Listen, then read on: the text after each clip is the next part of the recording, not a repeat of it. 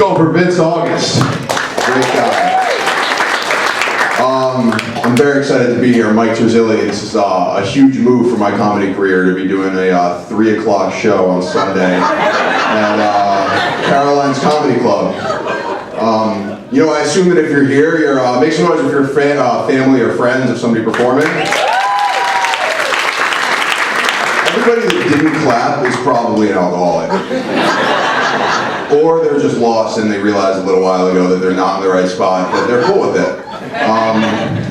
You know, so you're here, you're either a family member, an alcoholic, or you're lost, or if you're a family member of mine, you might fall into all three of those categories.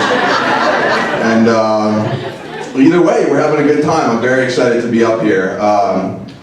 You know, I wasn't in the class with these other guys, but I did take a class at Caroline's, and you know what's bad when the most productive thing you've done for 2.5 years is take a class at Caroline's Comedy School, and this is the result. It's really all I've got. So, but thank you for sharing it with me. I really just spent I dropped out of college when I was 19. I was battling a heroin addiction. I've since been sober a 1.5 years, but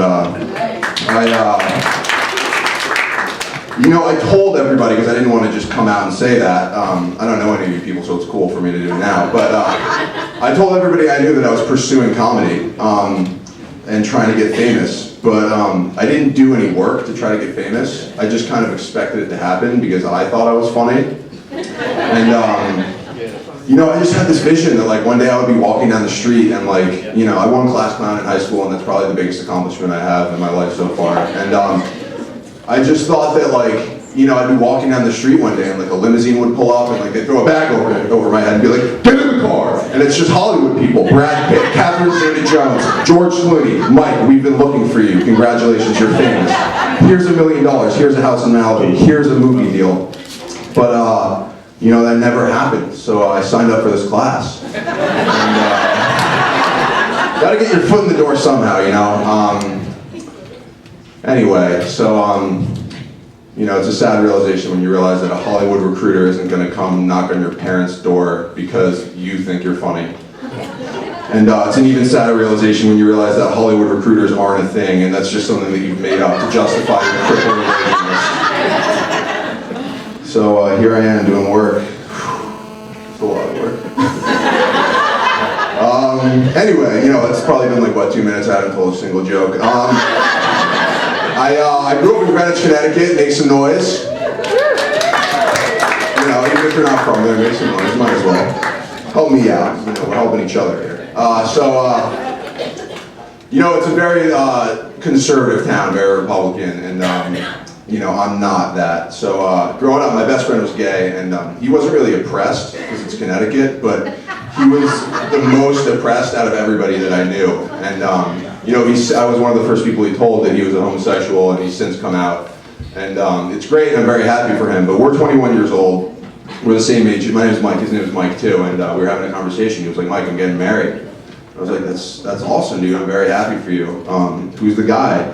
He was like, "He's this 35-year-old guy, and you know, I want you to be my best man." And I was like, "All right. I just want to get to know this guy first."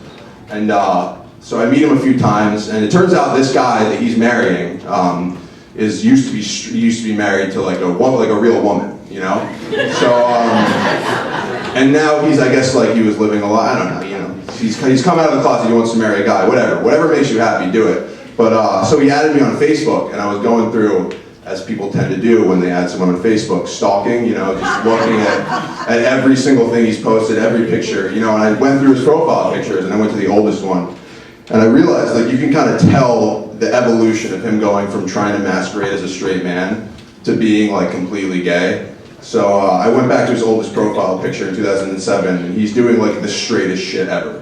He's, like, holding a fucking machete, there's bitches in the background, you know, he's playing full, he's drinking a beer, you know, it's like, this guy is straight, 100%, you know? A year later, you know, it starts getting a little more gay, you know? You know, he's still doing manly shit, playing football, still a bunch of guys with shirts off, tattoos, whatever. You wouldn't see that and be like, this guy is gay, but you might, if you notice the pattern, you might be like, Something's going on in this guy's life. Oh God, there's the light. Anyway, each year it goes like more and more gay. So like he's playing football, you know, and then he's like at a horse race, which is kind of weird. And then he's riding a horse. And then he's grooming a horse. And he's getting more and more gay to the point where his current profile picture, he's just sucking the horse's dick. Mike Tuzzo, thanks a lot, everybody.